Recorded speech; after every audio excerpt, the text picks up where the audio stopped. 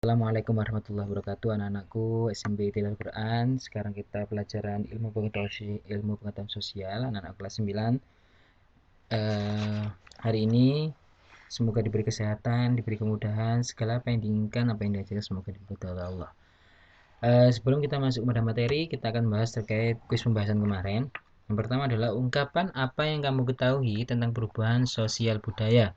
Yang kedua, apakah perbedaan adat dan kebiasaan? Jelaskan. Yang pertama, perubahan sosial budaya adalah suatu perubahan di mana perubahan ini menyebabkan perubahan suatu tradisi adat, kebudayaan, dan fungsi untuk menuju ke taraf kehidupan yang lebih baik. Yang nomor dua, apakah perbedaan adat dan kebiasaan? Perbedaannya ialah kebiasaan merupakan sesuatu yang sering dilakukan secara terus-menerus, sedangkan adat istiadat adalah sesuatu yang turun-temurun yang sudah dilakukan dilestarikan sampai sekarang. Seperti itu.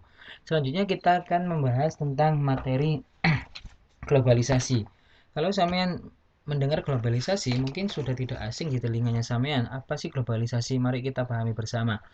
Globalisasi merupakan proses penyebaran unsur-unsur baru khususnya yang menyangkut informasi secara mendunia melalui media cetak maupun media elektronik. Apa yang Anda di benak sampean semua saat mendengar globalisasi? Kata tersebut sepertinya sudah tidak asing lagi bagimu atau bagi sampean semua. Globalisasi disebut pula dengan istilah proses mendunia. Salah satu penyebab munculnya globalisasi adalah teknologi transportasi dan komunikasi yang semakin canggih. Setiap orang saat ini dapat dengan mudah memperoleh segala informasi di seluruh dunia dengan menggunakan internet. Televisi ternyata juga memberi pengaruh pada cepat globalisasi menyebar. Dengan mudah, kamu bisa melihat film kartun hasil produksi Jepang atau film kartun produksi dari Bollywood ataupun Hollywood dan sebagainya film-film tersebut. Globalisasi menyebutkan atau menyebabkan dunia menjadi semakin sempit. Semua mengetahui berita dari Amerika, berita dari Afrika, dan lain sebagainya. Itu akan semakin dekat.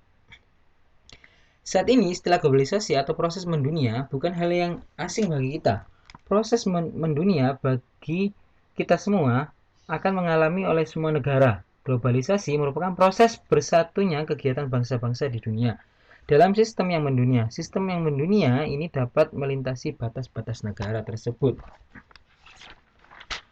Selanjutnya ialah globalisasi ini dimulai dengan perkembangan teknologi, komunikasi, informasi, dan transportasi. Globalisasi telah membawa pengaruh yang luas, terutama perubahan perilaku masyarakat dalam berbagai hal, misalnya gaya hidup, perjalanan, komunikasi, makanan, pakaian, nilai-nilai, dan tradisi. Habis ini kita akan membahas bentuk-bentuk globalisasi. Yang pertama adalah globalisasi ekonomi. Di bidang ekonomi, globalisasi ternyata mampu meningkatkan komoditas ekspor dan impor bagi pemilik usaha. Yang kedua, sistem perdagangan dan juga pasar bebas akan menuntun masyarakat Indonesia lebih kompetitif dalam berkreasi. Dengan adanya globalisasi ekonomi ini, masyarakat dituntut bagaimana berkreasi. Ketika ada contoh yang pernah kita bahas kemarin, andaikan pemilik tempe, sekarang tidak hanya untuk dibuat tempe saja, harus berkreasi biar bisa dikirim ke semua negara. Contohnya hari ini adalah seperti keripik tempe. Tempe biasa kalau digoreng ya jadi biasa. Kalau keripik tempe diolah menjadi tempe biasa, diolah menjadi keripik tempe menjadi hal yang sangat menarik. Bisa rasa balado, rendang, dan lain sebagainya. Perlu adanya berkreasi. Contoh lagi adalah seperti salad. Salad buah. Kalau buah biasa dijual harganya ya sekilo berapa. Kalau diolah menjadi salad, mungkin harganya semakin tinggi. Yang lagi kekinian hari ini adalah pemilik usaha sekarang tidak hanya menyajikan sebuah kopi yang sekedar kopi panas, tidak. Sekarang ada muncul yang namanya es kopi, es es teh, dan lain sebagainya lah es itu sekarang. Ada lagi kalau yang pernah Pak Rahman sampaikan, ada lagi yang dulunya es teh harganya 3.000 dengan namanya berganti jadi iced tea menjadi 7.000. Ini adalah globalisasi ekonomi harus terus berkreasi untuk memilih usaha. Selanjutnya adalah contoh globalisasi ekonomi. Kalau semua ketahui contoh globalisasi ekonomi di sini adalah yang pertama adanya banyaknya supermarket hari ini. Contoh banyak supermarket adalah Indomaret, Alfamart, Basmala, dan sebagainya. Banyak orang berbondong-bondong untuk bagaimana membuat supermarket. Dengan inovasi, dengan promo-promonya, ini akan menjadi daya tarik masyarakat tersebut. Yang kedua adalah adanya jual beli online. Hari ini orang sudah membuat adanya jual beli online. Contoh, Bukalapak, Shopee. Mungkin zaman sudah hafal lah logonya, mulai di Shopee, pipi-pipi, dan lain sebagainya itu. Mungkin sudah paham. Atau biasa pelakunya. Atau biasa Pak, lebih simpel untuk beli online sekarang, tinggal klik-klik masuk keranjang, kita transfer selesai sudah. Atau terkadang ada lagi yang sekarang sudah bentuknya COD. Selanjutnya adalah terciptanya mesin-mesin canggih di sini untuk menunjang adanya proses produksi. Kalau dulu masih menggunakan manusia, sekarang sudah mulai menggunakan mesin-mesin yang lebih singkat dan lebih cepat untuk produksinya. Dampaknya adalah yaitu banyaknya tenaga manusia tidak digunakan lagi, sudah berpindah kepada mesin. Selanjutnya adanya ekspor impor. Jadi barang itu sudah melalui ekspor impor, barang didatangkan atau dikirim ke luar negeri. Selanjutnya adalah masuknya produk negeri dengan mudah. Maksudnya produk luar negeri dengan mudah ini, kita bisa membeli barang-barangnya dari luar negeri. Tapi ingat, harus ada pajak-pajak tertentu. Makanya kalau kita beli barang dari luar negeri, harus beli yang legal, tidak boleh beli yang ilegal, karena dengan kita beli dengan barang luar negeri dengan legal itu juga mendukung yang namanya pendapatan negara. Selanjutnya adalah terbukanya pasar bursa internasional. Di sini dengan adanya globalisasi ekonomi, terbukanya pasar bursa internasional ini sangat mudah berbagai negara. Ini adalah contoh-contohnya. Mungkin Bukalapak dengan online shopnya sekarang sudah semuanya online. Kalau semen makan sudah bisa Grab aja, GoFood aja. Jadi nggak perlu, terkadang sekarang hari ini ada dengan adanya globalisasi ekonomi, tidak perlu orang itu sekarang sudah tidak perlu adanya toko. Terkadang contoh toko makanan bisa saja sama jual di rumah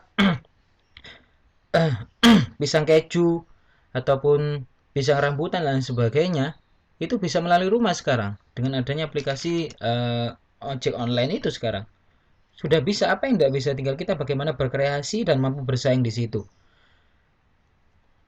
Selanjutnya adalah globalisasi bidang kebudayaan. Dengan adanya globalisasi, kita semua dituntut untuk menjaga masyarakat yang cerdas. Kita harus bisa memilih mana yang dapat kita ambil dan mana yang harus ditinggalkan. Termasuk masuknya budaya asing ke dalam lingkungan masyarakat kita. Jika kita tidak cerdas, perlu diingat, jika kita tidak cerdas dalam menyikapi globalisasi tersebut, tentu kita akan terpengaruh budaya asing tersebut dan justru melupakan budaya asli kita dalam negeri sekarang. Contohnya, hari ini anak-anak lebih suka goyangan modern daripada goyangan tradisional. Contoh yang kemarin terjadi adalah seharusnya lomba 17 Agustus anak-anak itu diajak untuk lomba yang namanya lomba tarian tradisional dan sebagainya, bukan malah tarian TikTok yang diajarkan kepada anak-anak kita sekarang hari ini. Boleh lah, tapi tidak boleh melupakan yang namanya Pak Rahman tidak melarang adanya cuma goyang TikTok dan sebagainya, tidak melarang, tapi jangan lupa dengan budaya kita, budaya-budaya tradisional. Mempelajari kebudayaan asing akan menjadi hal yang positif ketika budaya tersebut dapat menambah wawasan kita. Namun jika kita justru menjadi masyarakat yang lupa akan kebudayaan sendiri, justru bisa jadi globalisasi akan membentuk masyarakat Indonesia menjadi masyarakat yang kebarat-baratan. Harusnya kita kan budaya kita ke timur-timuran. Kalau kita mau menjiwai ada budaya kebarat-baratan, akhirnya kita melupakan budaya ketimuran kita, mulai sopan santun dan sebagainya, bagaimana berpakaian dan sebagainya. Contohnya, kalau di budaya ketimuran jarang orang-orang pakai, contoh perempuan tidak memakai pakaian yang mini, berpakaiannya tertutup dan rapi, tidak menonjolkan bentuk atau lekuk tubuh. Ini adalah budaya kebarat-baratan. Seharusnya kita boleh mengikuti budaya barat, tapi hal yang positif saja lah, tidak hal-hal yang negatif. Selanjutnya, membentuk masyarakat Indonesia ini sebenarnya melalui globalisasi kita dapat bertukar pengalaman mengenai budaya-budaya asing. Ada manfaat bagusnya di situ yang masuk dalam negeri kita. Kita biar tahu budaya apa sih yang terjadi di luar negeri hari ini. Dengan begitu justru kita akan terjalin keharmonisan proses pertukaran informasi tersebut. Contohnya yang di sini adalah masuknya ada menyebarnya budaya asing. Jadi dengan adanya budaya asing, kita harus bisa memilih mana yang baik, mana yang tidak baik buat budaya kita atau budaya ketimuran kita. Kalau yang nggak baik jangan dilakukan. Selagi budaya barat itu baik dan positif, tidak apa-apa kita terapkan gitu. Selanjutnya yang kedua adalah masuknya metode pakaian luar negeri. Metode-metode pakaiannya yang pertama adalah yang Pak Rahman tadi sampaikan. Mulai pakainya ketat dipakai. Seharusnya apalagi yang laki-laki dengan gaya rambutnya dia. Gaya rambut moha, banyak anak-anak yang cakar macan. Buat apa lah? Kalau orang barat cakar macan ganteng gitu loh. Masih boys karena apa? Putih, tinggi. Sedangkan kayak kita wajahnya kan bukan bule. Jadi kurang lah. Kita dengan normalnya aja lah kalau mulai pakaian, gaya rambut dan sebagainya. Selanjutnya adalah banyak imigrasi. Dengan adanya kebudayaan ini, akhirnya masyarakat banyak berimigrasi, udah berpindah tempat di situ. Soalnya terjadi pertukaran budaya. Contohnya orang asing datang ke Bali belajar tarian Bali dan orang Bali belajar bagaimana tarian-tarian mereka dari suku-suku mereka dari luar negeri. Selanjutnya adalah hilangnya budaya-budaya tradisional secara perlahan. Jadi kalau kita tidak mampu menyaring terkait globalisasi kebudayaan ini, akhirnya kita akan mengikuti arus hidup kita ke barat-baratan. Apa-apa kita ke barat-baratan, celana dan sebagainya. Jadi hal-hal seperti ini, globalisasi kebudayaan, harus kita saring mana yang baik dan mana yang kurang baik bagi kita. Panama tidak melarang adanya globalisasi kebudayaan ini, tapi cuman dengan adanya teknologi, HP dan sebagainya mampu melihat sekarang apa sih tren rambut hari ini, apa sih tren baju hari ini. Tapi perlu diingat, apakah itu cocok buat kita? Itu yang perlu perlu diamati dulu. Jangan tiba-tiba, wah ini bagus ini, anu pak celana street. Kadang ada yang perempuan bajunya adiknya dipakai, akhirnya kelihatan bagian tubuhnya. Ini kan kurang bagus, apalagi dengan budaya ketimuran kita. Jadi boleh kita mengikuti budaya itu, tapi perlu diingat apakah cocok kita mengikutinya. Itu yang perlu diingat anak-anakku semuanya. Semoga apa yang kita dapat hari ini bermanfaat. Mungkin ketika ada diskusikan atau yang perlu ditanyakan bisa melalui grup-grup yang sudah tersedia. Sekian dari Pak Rahman. Semoga bermanfaat. Semoga selalu diberi kesehatan dan kemudahan oleh Allah. Sekian wallahul muwaffiq ila aqwamit thoriq. Wassalamualaikum warahmatullahi wabarakatuh.